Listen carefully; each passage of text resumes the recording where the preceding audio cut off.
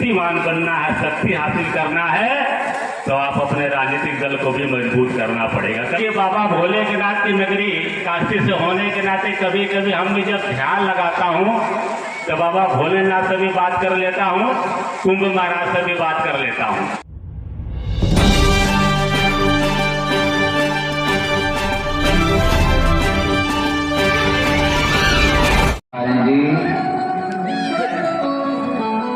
बाबूराम पालजी राष्ट्र उदय पार्टी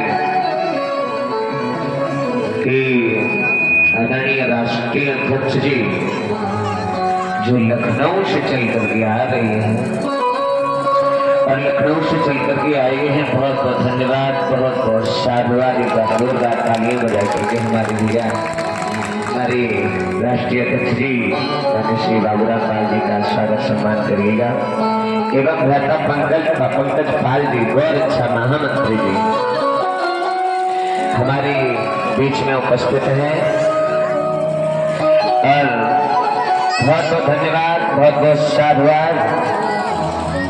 मैं निवेदन करूंगा, आग्रह करूंगा आदरणीय राष्ट्रीय अध्यक्ष जी से कि आप आए और आकर के यहाँ पर जो हमारी कमेटी के द्वारा जो भी सम्मान है उस सम्मान को स्वीकार करें। आइएगा, एक बार जोरदार तालियां बजा करके आदरणीय राष्ट्रीय अध्यक्ष जी का स्वागत सम्मान करिएगा।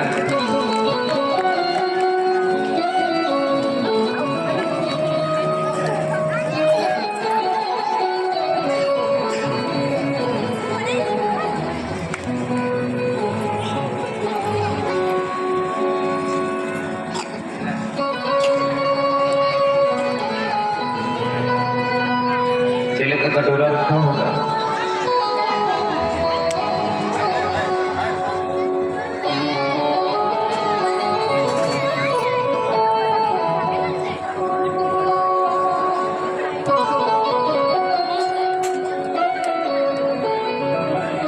ये है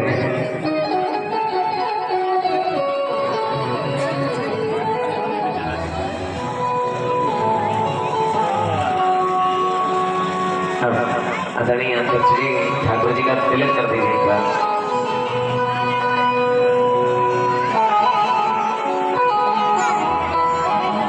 बोली आनंद गंगा भगवान की, बोली राधा रानी सरकार की।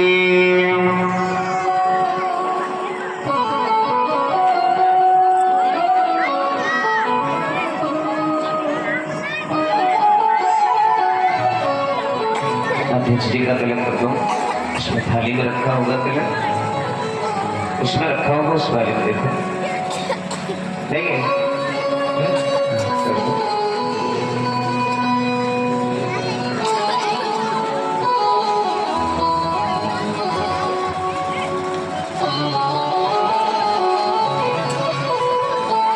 ताली बजा दीजिए।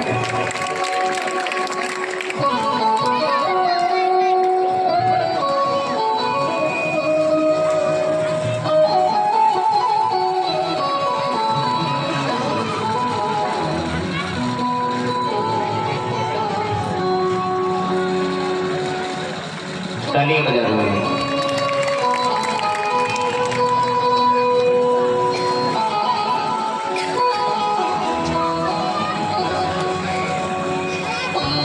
जोरदार तालियां। जय मां।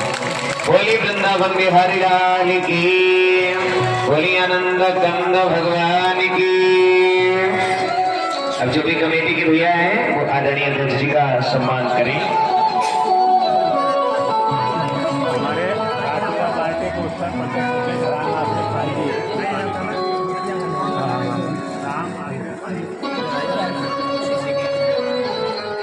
और माननीय श्री आदरणीय राम आश्रय पाल जी, राष्ट्रोदय पार्टी के आदरणीय राष्ट्रीय उपाध्यक्ष, प्रदेश उपाध्यक्ष, प्रदेश अध्यक्ष महाराज जी या जी यहाँ पर उपस्थित हैं। एक बार इनके लिए जोरदार तालियां बजा दीजिएगा।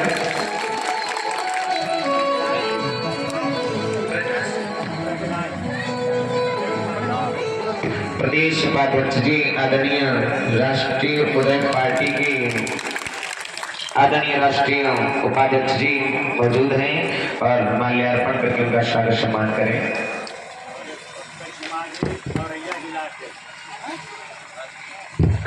हेलो पंकज भैया, हमारे पंकज पाल जी जिला औरैया से यहाँ पर उपस्थित है, माल्यार्पण करके उनका स्वागत सम्मान करें।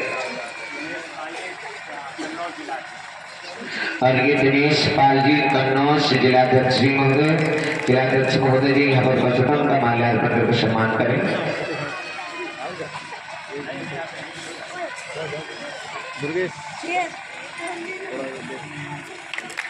जोरदार तालियां बजाकर स्वागत करें।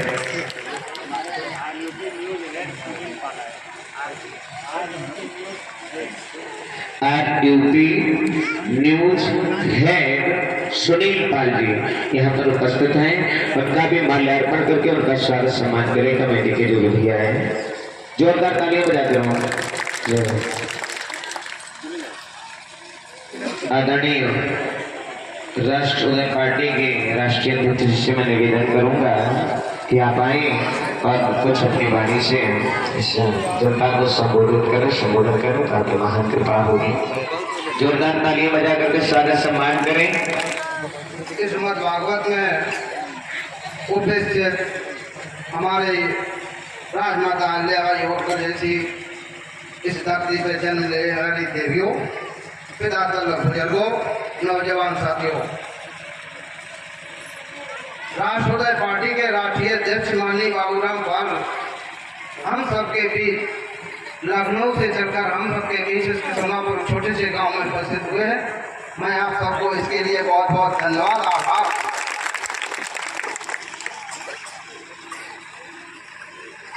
हम आप लोगों के चरणों में नतमस्तक होते हुए बार बार पुनः और आग्रह करता हूँ कि मैं आपके केवल 2 शब्द कहना चाहता हूँ। शिक्षा और शिक्षित पर ध्यान दीजिए और अपने बच्चों के चरित्र को बनाए रखिए, आप बहुत ऊंचाई तक पहुंचेंगे। एक कहावत है कि जिस माँ ने अपने बच्चों को शिक्षित किया और पाल पोस के बड़ा किया, शिक्षित बनाया, वो सब लायक बन गए। कहा जाता है जिस शिक्षा उस धरनी का दूध है जो जितने पिएगा उतने गाड़ेगा। मैं आप सब लोगों से बार बार और आग्रह करता हूँ, आप 2 रोटी कम खाएं, 1 रोटी कम खाएं, कपड़ा कम पहने, पर बच्चों को शिक्षित और जरूरी बनाना है। आप तभी आप जो है आगे बढ़ सकेंगे। मैं अपनी वाणी को यही विराम देता हूँ। धन्यवाद। मैं अपने राष्ट्रीय अध्यक्ष को आमंत्रित करता हूँ कि आप हम सबको दिशा निर्देश दें, मैं पालन करूँगा। धन्यवाद। बहुत बहुत धन्यवाद। सबसे पहले व्यासपीठ को नमन करते हुए इस धरा पे उपस्थित सभी माताएं बहनें, बड़े बुजुर्ग, नौजवान साथियों, प्यारे बच्चों, और इस कार्यक्रम के आयोजन ग्राम देवनगर खिसौनापुर जनपद कन्नौज के ग्राम सभा की यह भागवत में पूरी कमेटी ग्राम सभा की योगेंद्र जी, दुर्गेश जी, कौशल जी, राहुल जी, सत्ता जी के साथ सभी लोगों का मैं आभार प्रकट करता हूँ कि चूंकि आप सभी लोगों ने संस्कार को जीवित रखे हैं और ऐसे शास्त्री जी, विपिन बिहारी शास्त्री जी और उनके टीम को आप लोगों ने बुला करके भागवत कथा आयोजित करके अपने लोगों को सांस्कृतिक बना रहे हैं, तो हमारी शुभकामनाएं हैं। रही बात हमारी, आपका मैं भाई हूँ, आपका बेटा हूँ, आपके परिवार का लाल हूँ। मैं काशी की धरती वाराणसी जो बाबा भोलेनाथ के त्रिशूल से बसी हुई नगरी काशी है, वहाँ से मैं आपका भाई आपके बीच में आया हूँ और मैं राजनीतिक पार्टी चला रहा हूँ। राजनीतिक पार्टी राजनेताओं की विचारधारा और शास्त्री जी की विचारधारा एकदम विपरीत विचारधारा है। आप शास्त्री जी की बात सुन करके भक्त बन जाएंगे, आप में भक्ति आ जाएगी, लेकिन आप अपने भाई बाबू रामपाल की बात मानेंगे, राजनीति की बात मानेंगे, राजनीतिक पार्टी को बढ़ा कर आपके बीच में आपके अंदर शक्ति आ जाएगी, आप शक्तिमान हो जाएंगे। फिर हम व्यास जी के है भागवत कथा चल रहा, ज्यादा बोलना नहीं, इतना जरूर हम बोलेंगे, जो समाज जागरूक हुआ राजनीतिक तौर से वही समाज आगे बढ़ा। हमारा ये देश बहुजातीय, बहुभाषी, बहुधार्मिक देश है और ये हमारे देश की सच्चाई है। जाति, धर्म, भाषा, शास्त्री जी सही कह रहा हूँ ना? सही कह रहे हैं। हमारे देश की ये सच्चाई है। देखिए यह सच्चाई है, हमारे देश की खूबसूरती भी है। इस खूबसूरती के लिए जब सभी जाति, सभी धर्म, सभी भाषाओं का जब सम्मान होगा तो हमारी खूबसूरती बनी रहेगी। इसलिए जो जाति के लोगों ने समझा, भागवत कथा सुना, धर्म को माना, अपने अपने बच्चों को संस्कार बनाया, ज्ञानवान बनाया, गुणवान बनाया, इसका विकास हुआ। लेकिन संपूर्ण विकास उसका कब हुआ? जब वो अपने राजनीतिक पार्टी बनाया। जैसे हम ठाकुर, बनिया, ब्राह्मण की बात करें, इस संस्कार के साथ साथ राजनीतिक पार्टी बनाया, भारतीय जनता पार्टी, कांग्रेस पार्टी के माध्यम से शासन सत्ता पर बैठ करके तो संपूर्ण शक्तिमान बना कि नहीं बना? हमारा भाई यादव समाज भी हरि कीर्तन करते हैं, गोवर्धन पूजा करते हैं, भागवत कथा कहते हैं और सुनते हैं। लेकिन इनके अंदर यह भागवत कथा, हरि कीर्तन, गोवर्धन पूजा से केवल भक्ति आई। शक्ति कब आई? जब समाजवादी पार्टी बना करके, राजनीतिक दल बना के सत्ता में गए तो इनके अंदर भी शक्ति आई कि नहीं आई? तो आप लोगों को हम यही संदेशा देना चाहते हैं, आप खूब सर्वभक्ति इकट्ठा करिए, खूब संस्कार बनिए, खूब गुणवान बनिए, लेकिन शक्तिमान बनना है, शक्ति हासिल करना है तो आप अपने राजनीतिक दल को भी मजबूत करना पड़ेगा कि नहीं करना पड़ेगा? क्योंकि अभी महाकुंभ लगा, आधा से ज्यादा हिंदुस्तान के साथ साथ विदेश के लोग भी मोक्ष प्राप्ति के लिए आके स्नान किए कि नहीं किए? लेकिन चूंकि बाबा भोलेनाथ की नगरी काशी से होने के नाते कभी कभी हम भी जब ध्यान लगाता हूँ तो बाबा भोलेनाथ से भी बात कर लेता हूँ, कुंभ महाराज से भी बात कर लेता हूँ।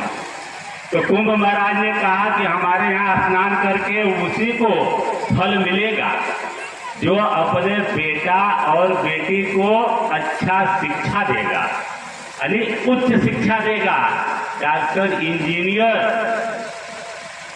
और IAS, PCS, उद्योगपति, नेता बनाएगा अपने बेटा बेटी को, उसी को स्नान करने वाले को हमारा फल मिलेगा। तो आप लोग पढ़ाएंगे लिखाएंगे बच्चों को ना। और एक बात और कुंभ महाराज ने कहा, जो स्नान ध्यान करके गए हैं वो आने वाले दिनों में जब भी 10 साल, 20 साल, 25 साल, 50 साल में जब परलोक सिधारेंगे तो उनकी 13वीं करने की जरूरत नहीं है। इतना कृपा प्रयागराज महाराज की है, महाकुंभ महाराज की है। और रही बात बाबा भोलेनाथ की, तो असीम कृपा आप लोगों पे है। जहाँ शास्त्री जी हो जाए, उनके मुखार बिंदु से एक एक निकला हुआ शब्द आप लोगों को आशीर्वाद स्वरूप मिलेगा। एक बात और ध्यान दीजिए, हमने देखा आज सुदामा महाराज के कथा का वर्णन है। सुदामा महाराज भी आप लोगों के बीच में आ गए, एक भूमिका का उन्होंने निर्वहन किया।